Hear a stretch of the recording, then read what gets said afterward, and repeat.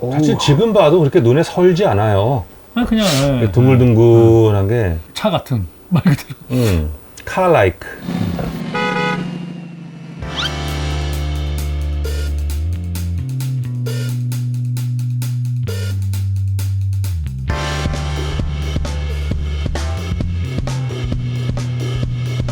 자, 기아가 만든 첫 SUV 스포티지에 대해서 스포티지에 얽힌 재미난 이야기, 비사까지는 아니더라도 뭐 여러 번 저희가 지금 아재를 하면서 언급 많이 하셨던 얘기라 뭐 일부는 들으셨던 분도 있을 거고. 그 스포티지는 사실 국내 SUV 중에서 최장수 모델이거든요. 이게 93년도 7월 달에 출시됐으니까 27년, 거의 30년 돼가는 모델이거든요.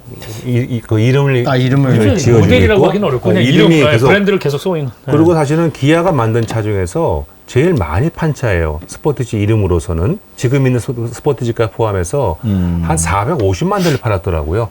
그 다음으로 많이 판 게 프라이드야, 사실은.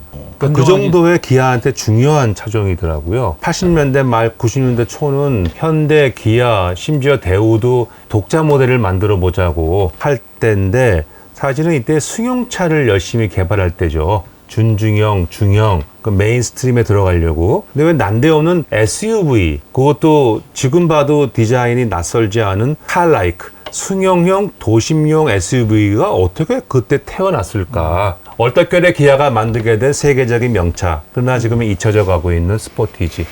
그런 의미에서 말씀을 좀 드리려고요. 아까 말씀하신 것처럼 뭐 그동안 영상을 찍으면서 여러 번 언급하긴 했는데, 오늘 좀 종합적으로 얘기를 해볼까. 저는 그때 또 현장에 있었기 때문에. 계속 합니까? 추임새가 안 나와서 계속. 와, 계속해주세요. 궁금해요. 빨리. 그 당시 기아가 그 승용차도 제대로 못 만드는데, 마즈다의 그 원투원, 그 프라이드를 갖고 들어와서 라이센스로 겨우 만드는 수준에서 어떻게 승용차를 내고 SUV에 그걸 만들 생각을 했겠습니까? 사실은 기아의 아이디어가 아니고요.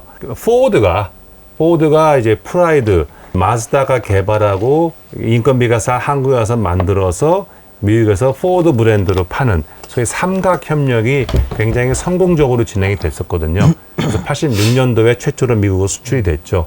그러니까 포드가 한국에 있는 기아라는 메이커의 가치를 인정하기 시작한 거예요. 그러면 다음 프로젝트를 해보자.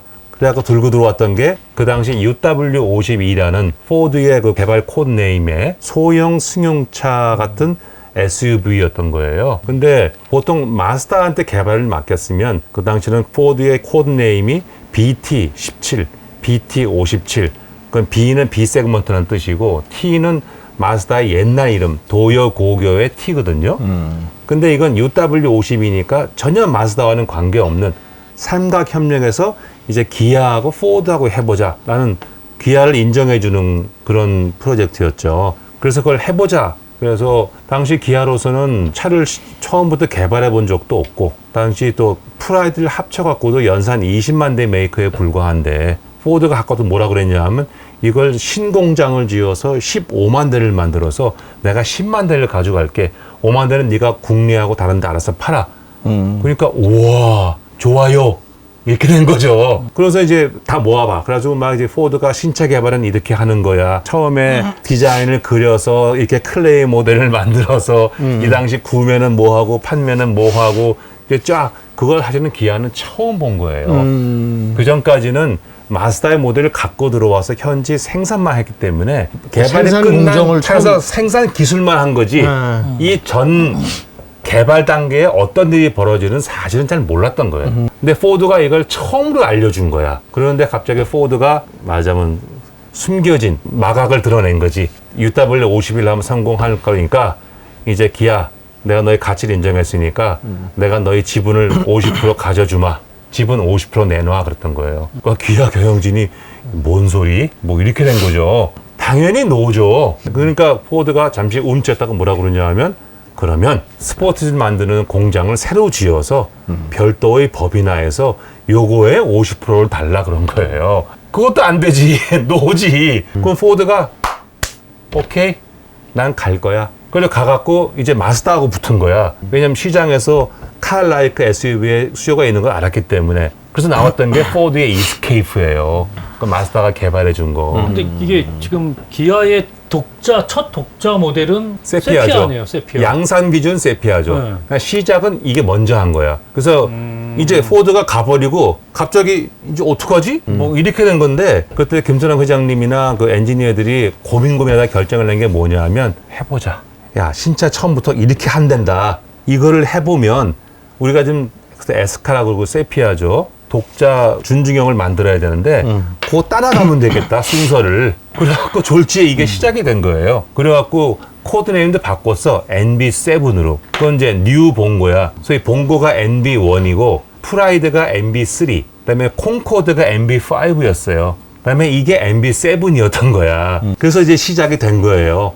87년부터 해갖고 그야말로 시쳇말로 떡을 치면서 한 거죠. 근데 이제 어떻게 설계할 줄도 모르잖아. 그래서 이제 해외 용역사를 막 서베이를 해갖고 입찰 붙여갖고 모던 엔지니어링이라고 미국의 디트로이트에 있는 모던 엔지니어링을 잡아갖고 설계를 해 나가면서 중간중간 부분적으로는 영국의 IAD나 뭐 호돈이나 그런 데 줘가면서 개발을 시작했던 거예요. 포드가 그때만 해도 오나들이 뒤로 물러서고 전문 경영이 들어서 갖고 기획 위주로 움직일 때예요. 80년대 중반, 90년대 초반까지는. 그러니까 기획 능력이 뛰어나서 사실은 소형 SUV 고사하고 SUV가 부음을 이루기 시작한 건 90년대 후반이거든요. 그러니까 이미 87년, 88년도에 이런 게 올 것 같다고 그래서 개발을 시작했던 거예요. 도심형 SUV라는 거에 대해서. 그러니까 기아는 사실 컨셉을 선물을 받은 거죠. 그래서 그때 컨셉이 뭐였냐 하면 합리적인 내부 공간을 가질 수 있는 차량 크기는 가져야 된다. 그리고 승용차의 라이드 앤 핸들링, 성능과 느낌을 가져야 된다. 그리고 SUV 최고의 주행 안정성을 가져야 된다. 그 네 번째가 제일 중요한 게 도시 감각의 세련된 스타일을 가져야 된다. 중요한 건 다 가져야 돼. 근데 사실 포드는 처음부터 기아에서 좀 큰 걸로 했겠죠. 근데 포드는 자기 세그먼트에 제일 밑바닥으로 생각했기 때문에 그 당시 4125야. 그러면 지금 얼마나 작으냐 하면 스토닉이 지금 4140이거든요. 그러니까 더 작은 거야. 그렇죠. 거기에 프레임을 얹어서 당시는 다 SUV는 프레임이었잖아요. 근데 또 일자 프레임이 아니고 승차감을 좋게 한다고 그래서 가운데를 이렇게 휘었어. 그러면 어떻게 H포인트가 내려오죠. 그러니까 차고를 낮추면서 도심형이니까 이게 진동도 좋아지고 스타일도 예쁘게 나오는데 그렇다고 오프로드도 포기한 게 아니고 프레임이 있으니까 오프로드를 가기 위해서 이게 내부 공간을 최대한 늘려갔고요. 앞에 프론트 오버행, 리어 오버행이 짧아요. 네, 오프로드를 가야 되니까. 그래서 온로드와 오프로드를 겸용한 세계 최초의 도심형 컴팩트 SUV가 이제 떡을 쳐서 나온 거예요. 이게 4x4도 있었잖아요. 있어요. 있었죠. 근데 재미있는 게 그것도 국내 최초로 Shift on Fly라고 그랬어요. 그 당시 국내에 있던 갤럽하는 것들은 4등 구동을 넣으려고 그러면 차를 세워야 됐어. 그 쌍용의 코란도 패밀리도 그렇고 넣고 갔는데 이거는 Shift on Fly라고 시속 60km까지는 시동 가면서 걸 수가 있어요. 당신이 획기적인 거였죠. 그래갖고 이게 엔진하고 트랜스미션이 영국 리카르도에서 하지 않았어요? 엔진은 마즈다 엔진이에요. 마즈다 엔진 네, 가지고. 마즈다 네, 2.0 휘발유, SOHC는 99마력, 2.0 DOHC는 136마력. 이게 170까지 나왔어요. 최고 속도가. 그 당시 갤러퍼 숏바디는 1.6톤이었는데 구형이니까 이건 또 1.4톤이야. 경량화도 성공을 한 거예요. 그래갖고 무지무지 잘 달렸어. 뒷바퀴 빠지기 전까지는. 뒷바퀴 빠진 거는요. 미안. 엑셀에 Sorry. 이걸 그리스를 안 넣어갖고 넣어가지고 빠진 거예요. 조립불량. 네, 조립불량. 맞아요. 네. 그거 빠져갖고요. 개발 단계에서 바꾼 거 아무것도 없어요. 이 조립 단계에서 뭘 바꿨어. 자동 주입으로. 그거 뉴스 나와가지고 처음엔 좀 타격이 있었어요. 있었어요. 근데 뒷바퀴 빠진다고 그래서. 네. 그게 왜 그러냐 하면 그 당시 SUV 각지고 그러면 이제 마초맨들이 타는 것 같은 강한 느낌의 앞에 칸가루 반파라고 그러죠. 이런 볼바. 가드도 붙이고 막 볼바. 예, 붙이고 있는데 이건 예쁘장하게 나왔잖아요. 그 사람들이 저게 뭐야? 저게 SUV야? 약하게 보이네? 근데 바퀴까지 빠져? 뭐 이렇게 된 거죠. 그런데 이게 그래갖고 그렇게 만들어갖고 하여튼 91년도에 도쿄 모터쇼에 기아가 처음 참가하면서 세피아하고 요거 두 개를 갖고 나갔는데요. 난리가 난 거예요. 열흘 동안 하는데 그러니까 구름대 같이 모여들고 그 당시 일본의 메이커들도 왜 SUV 그러니까 모터쇼 오면 다 막 적잖아요. 줄자 갖고 막 도요타, 혼다, 막 닛산 엔지니어들이 이 스포티지 주위에 몰려가 갖고 일단 착오가 났잖아요. 그 인테리어도 승용차 같고 그러니까 근데 그럴 만한 이유가 있었어요. 일본에서 난리가 났습니다. 예. 도요타에서 RAV4라는 차가 나오잖아요. 근데 이거 뒤에 나왔어. 예. 뒤에 나오면서 양산이 라우프가 1년 빨랐어요. RAV4가 빨랐나요? 일년 근데 빨랐어요. 자기네가 하고 있는데 이건 벌써 뭐야? 벌써 나오니까 이건 뭐야? 난리가 날만 했지. 그것도 처음 보는 기아라는 메이커에서 그렇죠. 그래서 그때 91년 도쿄모터스에서 10대 차 중에 하나 꼽힌 거예요. 당시 또 세피아 하느라고 기아가 돈이 없어가지고 사실은 돈이 모질랐어. 그러니까 순서가 밀려갖고 이미 양산 준비 다 끝났는데 양산에 못 들어간 거예요. 그래갖고 93년도에 그 양산되느라고 라브4나 CRV한테 양산 시점이 밀렸는데 굉장히 그 트렌드를 앞서갔던 거죠, 이게. 미국에는 94년도에 들어갔는데요. 여러 가지 상도 많이 받고, 미국 기아가 처음 들어갈 때 세피아하고 스포츠 두 대를 갖고 미국에 처음 나갔는데, 사실 세피아보다 스포츠가 더 많이 팔린 거예요. 미국은 이미 SUV가 이렇게 작아지면서 칼라이크, 온로드, 오프로드 겸할 수 있는 게, 뭐 오프로드용으로 당시 지프도 있었고, 그다음에 스즈키의 사무라이니 뭐 지오 트래커니 그런 게 있었지만 그건 약간 각진 스타일이었고 큰 오프로드를 축소해 놓은 것 같은 느낌이었는데 이 칼라이크하게 동글동글한 게 나오니까 이게 굉장히 인기였던 거예요. 근데 이제 그 기아로서는 처음에 포드가 컨셉을 잡을 때 타이어, 스페어 타이어를 우리 이유는 모르지. 포드가 이렇게 얘기했으니까 뒤에 붙여야 한다고 그랬던 거야. 근데 이게 굉장히 불편한 게 뒷도어를 열려고 그러면은요, 타이어를 붙이는 요 힌지 있잖아요. 요게 범퍼에 박혀 있어. 그러니까 이거를 타이어를 열고, 문을 열고, 너무 복잡한 거야. 트렁크에 문에다 달고 올릴 수도 없고 올릴 수도 무게라든지 없고. 그러니까 너무 불편했는데, 때문에. 이게 불편해 보이고. 그게 어떻게, 포드가 그렇게 하는 것도 그런가 보다. 뭣도 모르고 들어가다 보니까 이게 차가 또 그랜드라고 있잖아요. 롱바디? 예, 롱바디가 96년 나왔거든요. 이제 그거는 드디어 밑으로 들어갔어. 타이어가. 근데 이제 디자인적으로 타이어가 붙어 있다가 또 타이어를 떼니까 이게 다 비었네. 그렇죠. 밋밋해지는 거지. 근데 그걸 또 돈이 없으니까 못 건드리고, 그다음에 뒤에 리어 와이퍼도요. 타이어가 있으면 이렇게 쓰잖아요. 근데 이게 없으면 눕는 게 정상이잖아. 이렇게 이런 여러 가지. 그래도 그 당시 기아를 미국에 알리고 전 세계 기아라는 이름을 알리는데 아주 큰 도움을 준 거예요. 재미있는 게 작고 가볍고 엔진 파워도 충분해갖고요. 136마력이니까 잘 나갔던 거예요. 가속감도 좋고. 그다음에 앞뒤 당시 SUV나 뒤가 판 스프링이었거든요. 그렇죠. 근데 이거는 코일 스프링을 집어넣고 리지드 X를 집어넣고요. 그다음에 작으니까 운행하기 편하죠. 주차하기 편하죠. 실내 감각으로 실내 인테리어 해놨죠. 그래서 상당히 인기가 좋았었어요. 해외에서 미국에서. 훨씬 많이 팔렸던. 또 상도 많이 받고. 사실은 또 개발 과정에서도 기아 내부적으로도 서로 다른 부서가 있으니까 기획이나 원가나 판매 쪽은 엔지니어들에서 쟤네가 진짜 할 수 있을까 이거를?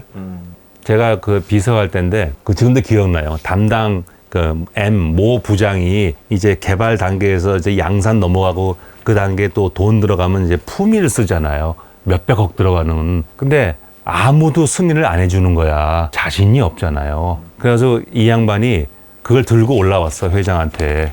제가 옆에 있었거든요.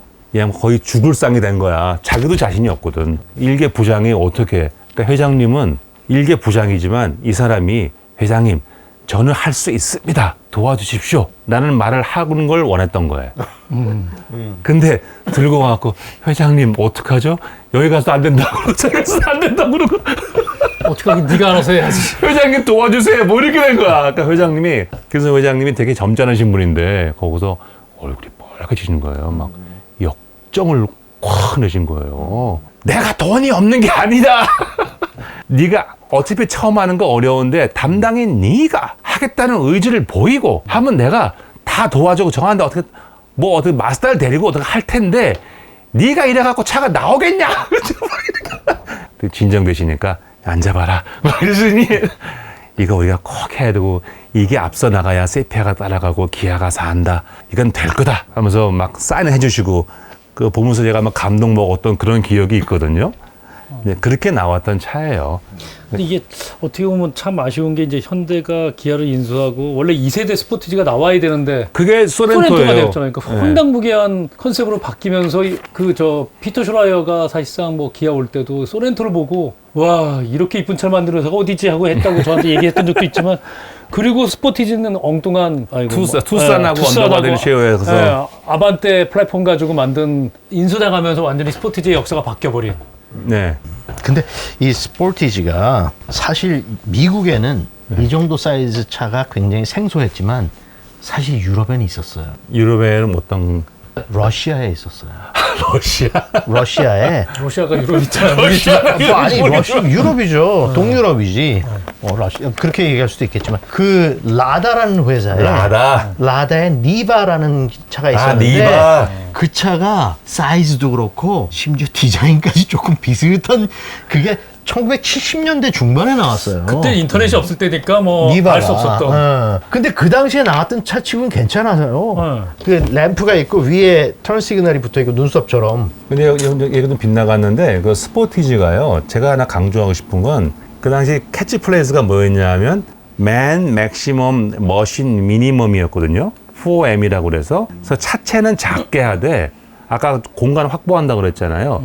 내분간 최대한 확보하자 그래갖고 휠 베이스를 어마어마하게 밀었어. 그래서 이게 4,120원인데 휠 베이스가 2,650이거든요. 그럼 제가 잘 쓰는 전장 대비 휠 베이스가 몇 %냐? 64%예요. 근데 보통 60% 넘어가면 잘했다고 그러거든요. 오늘 보고 온 산타페도 58%밖에 안 돼요. 근데 이게 64%가 나왔다니까? 그런데 뒤에 타이어를 붙이니까 그렇게 작아 보이진 않았어. 맞아요. 좀 이렇게 뭐 오프로드도 갈 것 같고 듬직해 보이는 사실 차 디자인은 부드러운 느낌은 있었는데 뒤에 타이어 하나 딱 다니까 조금 약간 터프해 보이긴 터프해 했어요. 보이는 그런 게 좀 있긴 근데 있었어요. 국내에서 실패한 게 아까 말씀드린 것처럼 그 당시는 막 무쏘 마초맨 같은 막 이런 거 할 때라서 너무 약하게 보이니까 이게 사람들이 싫어한 것도 있고 그래도 국내에 많이 팔리지 않았어? 또 기아도 이거 팔아본 적이 없어갖고 기아도 야 SUV 그룹은 약간 강하게 보여야 되는 거 아니야? 그래갖고 색깔을 막 퍼렇고 막 꺼먹고 막 이런 것만 밝은 색으로 안 하고 그다가 결정적으로 그 당시 승용 판매 국내 영업에 승용 판매부와 상용 판매부가 있는데 상용 판매부가 팔 차가 몇 개 없다. 니네가 좀 한가하지 니네가 팔어 이렇게 된 거야. 그러니까 트럭 팔던 상용 판매에 비해서 SUV라고 해서 이걸 팔기 시작하니까 컨셉이 완전히 어그러진 거죠. 보니까 뭐 예를 들어서 갤러포드 앞에 그 캥거루 범퍼 있네. 그러니까 야 어디 붙여. 그러니까 그 라운드 예쁜 앞에다가 이런 강철 외곽 이런 거 붙이고 스포티지도 그런 거 붙은 거 약간 언밸런스 기억이 하잖아요. 근데 나중에 몇 년 뒤에 이제 그랜드 나오고 하면서 흰색이 나오고 앞에 범퍼 가드도 플라스틱 그냥 예쁘게 해서 붙이고 나왔지 처음에는 컨셉이 기아도 완전히 헝클어지고 판 거예요. 그러다 보니까 판매가 사실 제대로 안 됐었어. 초기에는. 근데 지금 이제 스포티지가 모노코크로 해갖고 약간 작아지는 뒤를 이어서 다 합쳐갖고 지금까지 450만 대를 팔아갖고 하여튼 스포티지 이름으로서는 기아에서 가장 많이 판. 근데 지금은 사실은 조금 힘들죠. SUV가 양극화에 의해서 지금 아래서 셀토스는 치고 올라오고 위에서 뭐 산타페, 스포티지는 더 커지고 그러니까 이 양쪽에서 지금 팀킬을 당하는 중이거든요. 스포티지가. 그러니까 이제 신모델 나온다 그러는데 아마 분명히 더 커지게 나올 거야. 이걸 버티기 위해서. 그러나 조금 이 양극화에 의해서 이 중간이 좀 준중형 SUV가 좀 위협받는 지금 약간 위험한 상황에 있기는 해요. 스포티지가. 스포티지에 얽힌 뭐 비사보다 하여튼 우리나라의 자동차의 시작의 역사. 고생하셨습니다. 제가 본 거는 아 그래도 그런 멋진 차를 시작을 했다라는 게 얼마나 중요해요. 자, 하여튼 오늘은 또 그렇게 얘기를 정리하고 끝.